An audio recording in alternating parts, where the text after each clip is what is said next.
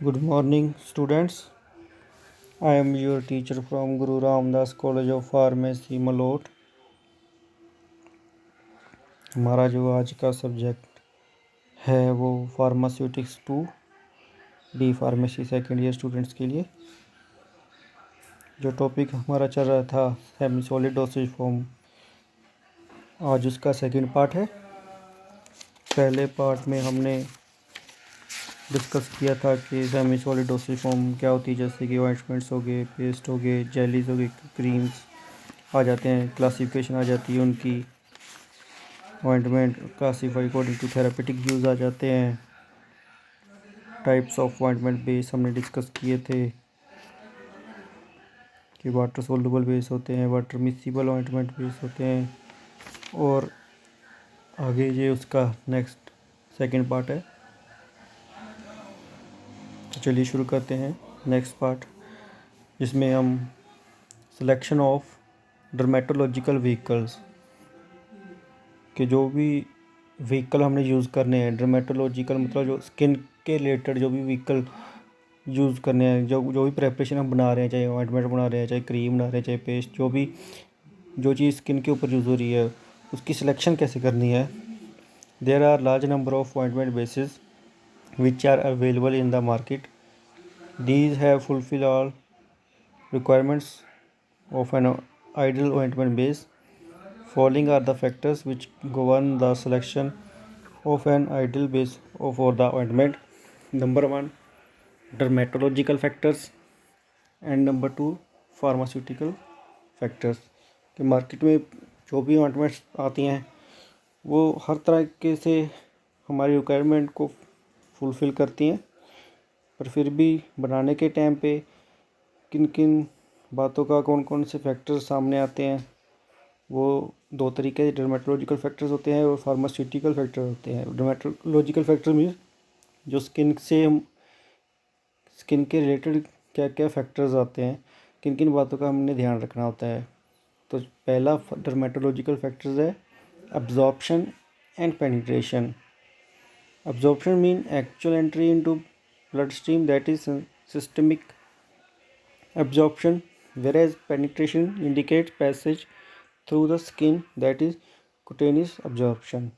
absorption का मतलब कि स्किन के अंदर वो डायरेक्ट ब्लड स्ट्रीम में का जाना ड्रग का, और पेनिट्रेशन मतलब स्किन की लेयर्स के अंदर उसका एंटर होना।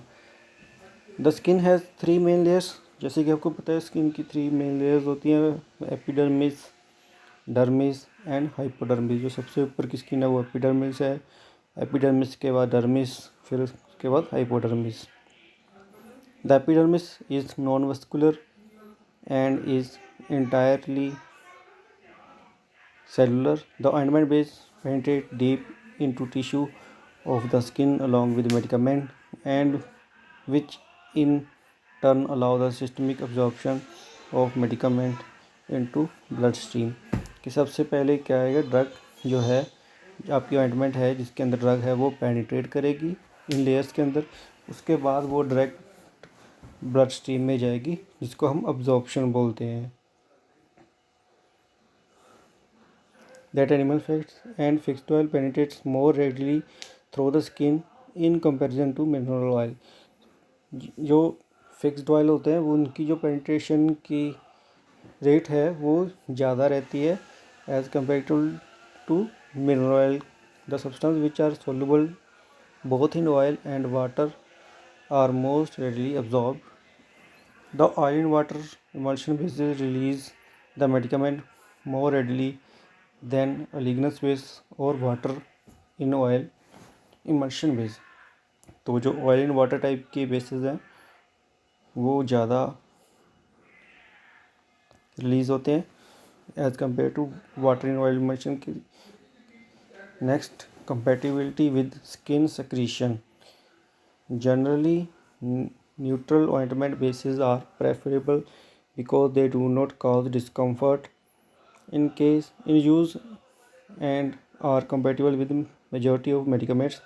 The ointment bases should have pH around 5.5, which is average pH of the skin secretion। कि जो भी डर्मेटोलॉजिकल फैक्टर्स में कि जो भी ऑइंटमेंट या क्रीम आप बना रहे हो वो स्किन सिक्रीशन के साथ कंपेटिबल होनी चाहिए।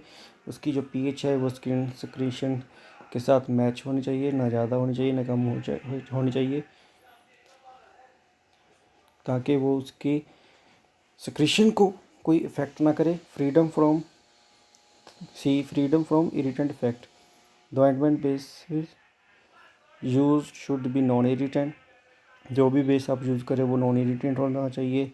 उसका स्किन के साथ कोई भी रिएक्शन नहीं होना चाहिए, ताकि जब भी आप स्किन के ऊपर यूज़ करो स्किन के ऊपर कोई भी इरिटेंट इफेक्ट ना हो। D emollient property. Under normal condition continuous hydration occurs which keeps the skin sufficiently moist. Dryness and brittleness of the skin cause discomfort to the skin. Therefore, the emollient base should used possess emollient properties that should be able to keep the skin moist. Emollient properties मतलब कि वो skin को हर वक्त moist रखे, ताकि skin के ऊपर कोई ड्राइनेस ना हो, कोई ब्रिटलनेस ना हो। The humectants like glycerin and propylene glycol keep the skin surface moist and soft. Wool fat, lard, and paraffin keep the skin soft by preventing rapid loss of moisture from the skin. तो उसके अंदर आप glycerine और propylene glycol को add कर सकते हो, जिनका काम ह्यूमेक्टेंट का होता है। ह्यूमेक्टेंट मतलब जो स्किन को मॉइस्ट रखते हैं। Ease of application and removal. तो नाम से इंडिकेट है कि जो भी आप प्रेपरेशन बना रहे हो वो आसानी से स्किन के ऊपर अप्लाई कर सकते हो और आसानी से उसको रिमूव कर सकते हो। तो ऐसी क्वालिटी उसके अंदर होनी चाहिए। The ointment basis used should be easily applicable and at the same time they are easy to remove from the skin. Stiff and sticky ointment bases are not suitable because they may be cause damage to the newly formed tissues of the skin. वो preparation ज़्यादा sticky नहीं होनी चाहिए, ज़्यादा उसमें stiffness नहीं होनी चाहिए कि वो आपकी स्किन को डैमेज कर सकती है। Due to this reason the emulsion bases are preferable as they are softer and separated more readily over the area to the which they are applied. The emulsion, particularly oil and water type, are easily removable with water. तो जो oil and water type के emulsion होते हैं उनको हम easily remove कर सकते हैं वाटर से। Effect on the skin. Greasy bases may interfere with the skin functions like heat, radiation, and sweat excretion. Moreover, they are irritant to the skin. The water-soluble bases are and oil and water emulsion bases provides a cooling effect rather than the healing effect. These bases mix readily and skin secretions. तो उसका skin के ऊपर भी कोई effect नहीं होना चाहिए कि जैसे कि ऑयल एंड वाटर से बेसिस होते हैं या वाटर एंड ऑयल टाइप के बेसिस होते हैं। जिन अगर ग्रीसी बेसिस हैं वो क्या है, स्किन फंक्शंस को इरिटेट करते हैं, रेडिएशन को और स्वेट एक्सक्रीशन को वहाँ पे उनकी वो इरिटेट करते हैं। तो ऐसी क्वालिटीज़ उसमें, ऐसी हार्मफुल इफेक्ट उसमें नहीं होने चाहिए। G. Miscibility with skin secretion and serum. Skin secretions are more readily miscible with emulsion bases as compared to greasy bases. Hence, drugs is more readily and compatibly released to the skin. उनकी जो miscibility है वो skin secretion और serum के साथ miscibility होनी चाहिए ताकि ड्रग इजीली एब्जॉर्ब हो सके। Due to this reason lesser proportion of the medicament is needed when emulsion bases are used. Similarly, oil and water emulsion bases being readily miscible with serum from broken skin and very useful as the ointment base for the ointment for the weeping eczema. तो जो ointment weeping eczema बीमारी के लिए में use होती है, उसमें जो ऑइंटमेंट आपका बेस है वो मिक्सिबल होना चाहिए, ताकि स्किन जहाँ की वो ब्रोकन स्किन जहाँ पे है वो उसके अंदर भी वो इजीली समा सके।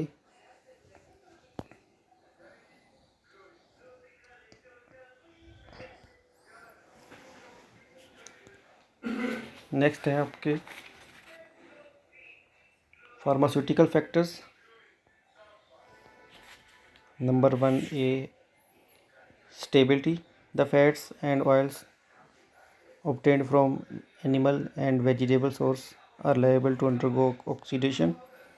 This can be prevented by incorporated a suitable antioxidant in desired concentration in the ointment base। कि जो प्रोडक्ट आपके ऑक्सीडेशन से और हाइड्रोलाइसिस से ख़राब होते हैं उसके अंदर आप एंटीऑक्सीडेंट एजेंट्स ऐड कर सकते हो ताकि वो ख़राब ना हो। The oil and water type emulsion bases are liable to microbial growth and need a proper preservative. Oil and water types के इमल्शन में माइक्रोबियल ग्रोथ का होने के चांसेस बढ़ जाते हैं, तो उसके अंदर आप प्रिजर्वेटिव ऐड कर सकते हो उसको बचाने के लिए। Similarly ointment containing liquid paraffin में गेट ऑक्सीडाइज्ड ऑन पर लॉन्ग स्टोरेज। जिसके अंदर लिक्विड पैराफिन के बेस होते हैं वो अगर हम उनको ज़्यादा टाइम के लिए स्टोर करते हैं तो उनके अंदर वो ऑक्सीडाइजेशन होने के चांसेस रहते हैं, तो उनके अंदर भी हम एंटीऑक्सीडेंट एजेंट ऐड करके उसको बचा सकते हैं। Emulsifying properties. Hydrocarbon bases can absorb only a small amount of water in composition to animal fats, which can absorb a large quantities of water.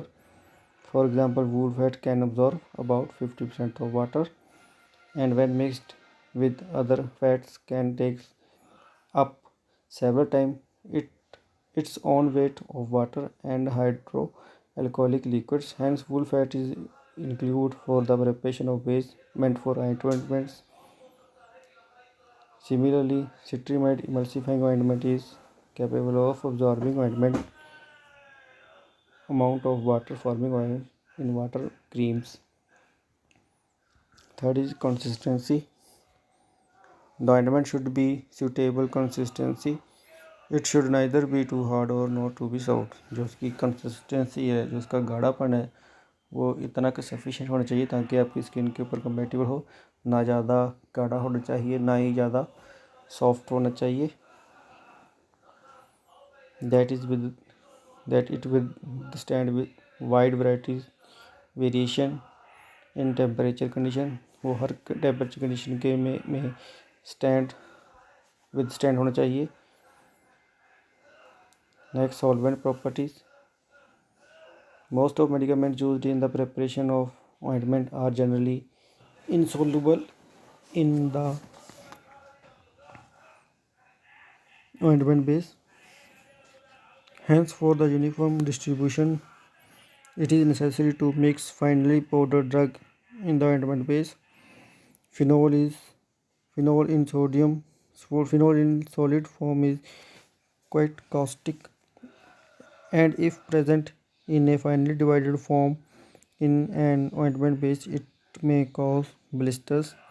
Therefore, it must be dispensed in a suitable base, which should keep the phenol in solution form.